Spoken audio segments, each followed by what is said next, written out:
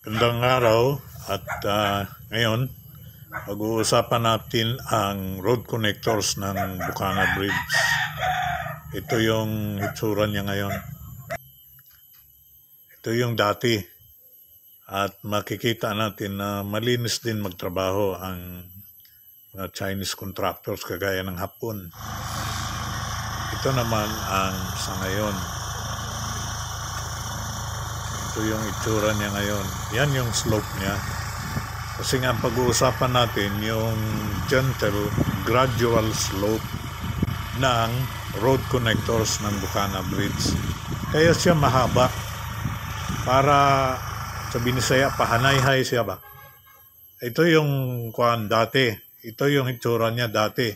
Habang nag-fine tuning pa lang sila, tinahanda nila yung mga higanting gamit nila, yung drilling rigs at saka yung mobile cranes. Yan yung mga mechanical engineers na Chinese. Mapapanood natin.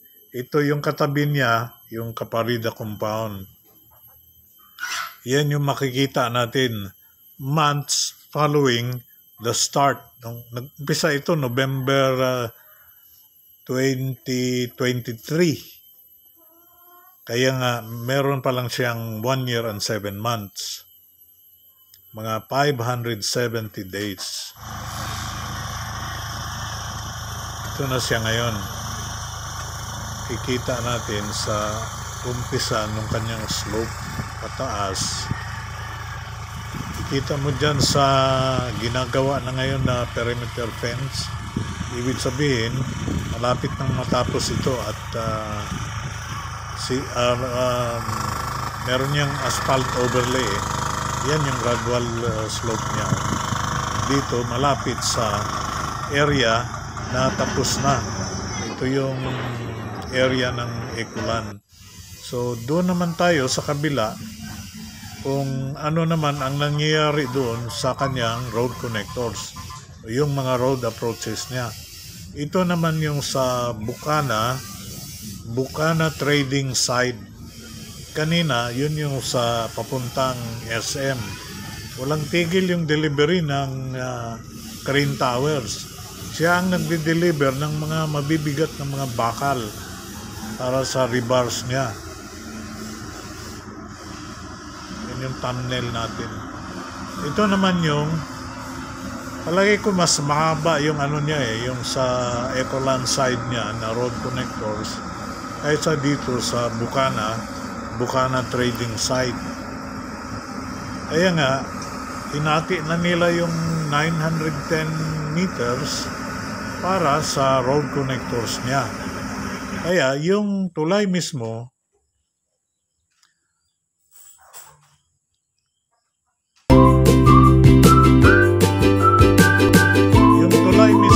ay 430 meters lang. Surface yung tulay, wala siyang slope. Yan kikita mo na pantay lang siya from end to end, from abutment 1 to abutment 2. Pantay yung tulay. Ang may slope yung road connectors. Ito makikita natin, ito sila yung mga gumagawa naman sa promenade na malapit sa tulay. Patuloy din ang delivery ng mga bricks para naman ito sa promenade. At ito nga, yan yung papuntang Bolton Bridges na 4 lanes din. Siguro maabot yan ng 1 kilometro din.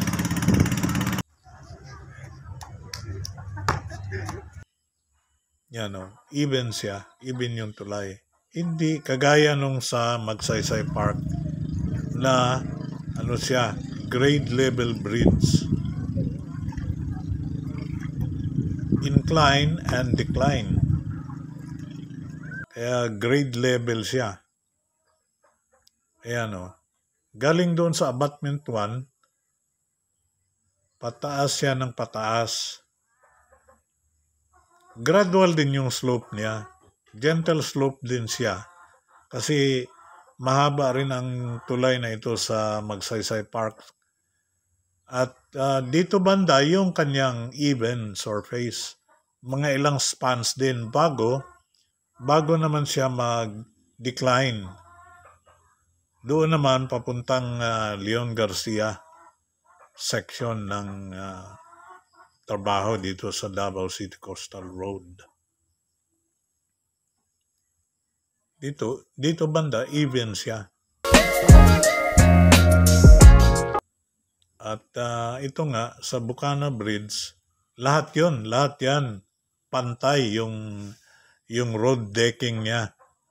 At doon na siya mag-gradual slope sa kanyang mga road connectors o road approaches. Ito, ang laki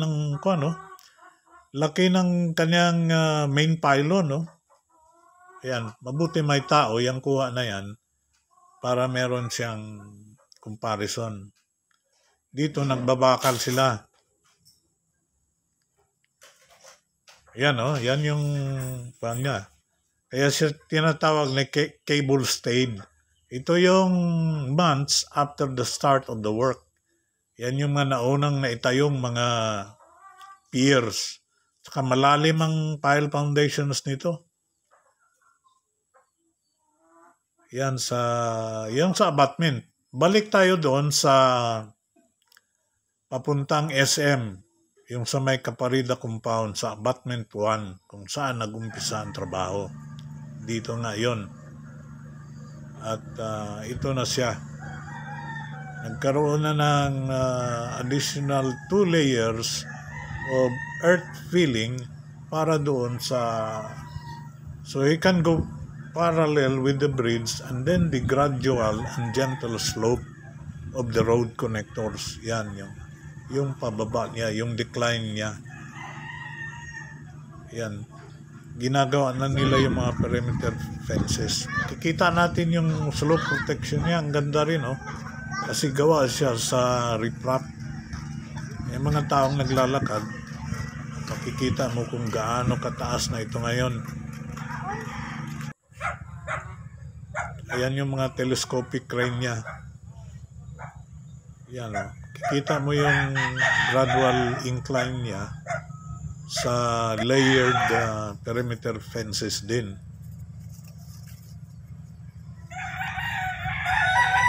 Papansin mo na kinukumuta nila yung trabaho nila eh.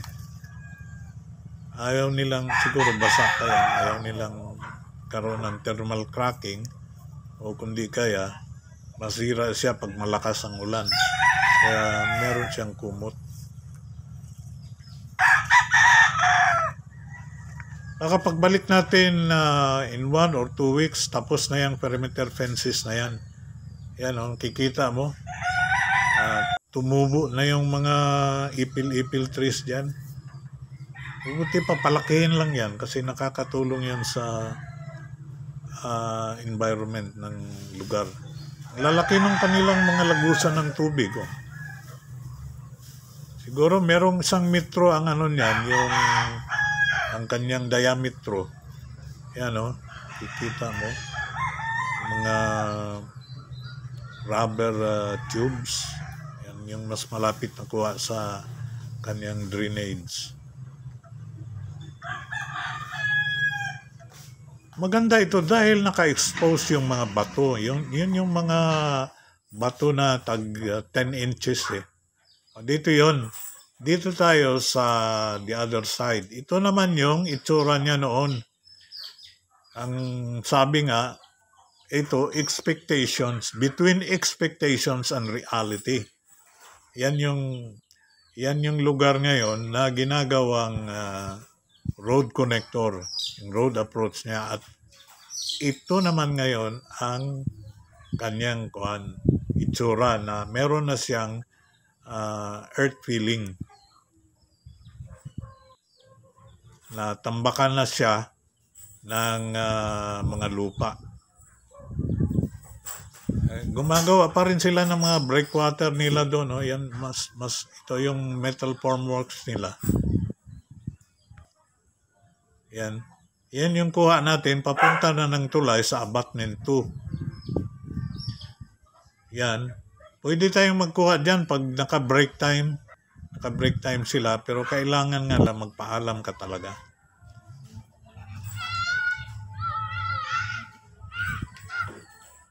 Ito ngayon yung pinakabagong kuha. Naka-reprop na siya. Inumpisa na ng reprop dito sa Bukana trading side ng road connectors. Ayan yun. Yan yung maliliit na tao, tsaka yung bahay. Bahay dyan na kita mo na napakataas talaga nung ginawang layered slope ng road connectors niya.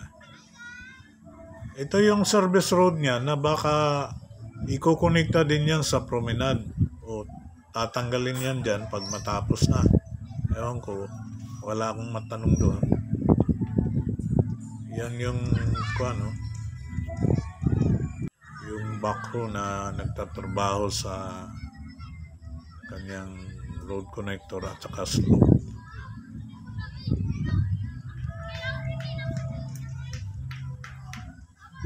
Medyo tahimik ito dahil naka-lunch break yung mga tao. Ayan na yung tulay sa abutment 2.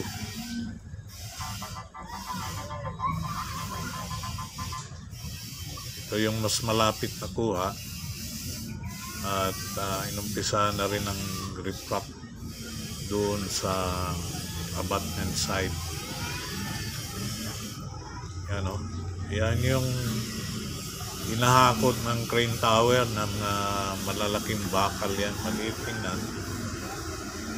Pero sa malapit, yan yung mga tag 26-36 mm na pang rebars reinforced concrete para sa kanila reinforced concrete cement. Yung mga yung mga sumpay nila, sumpay nila sa tulay kay lagi siya segmental.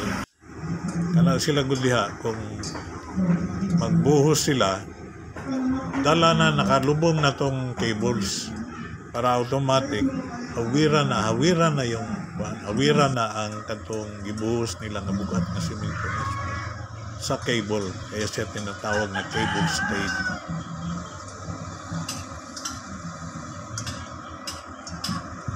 Ang tawag nga dyan ng ibang engineering design ay yung segmental balance cantilever construction.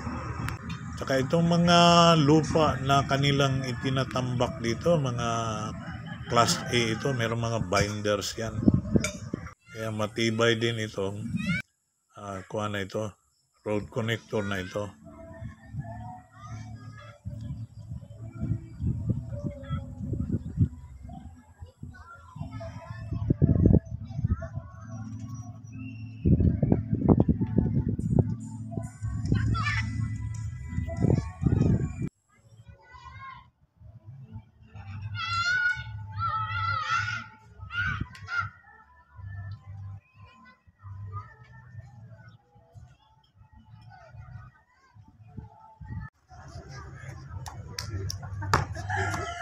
Simula na doon sa tulay, dito ang labas na sa puntang SM. So, hanggang dito na lang. Kita-kits.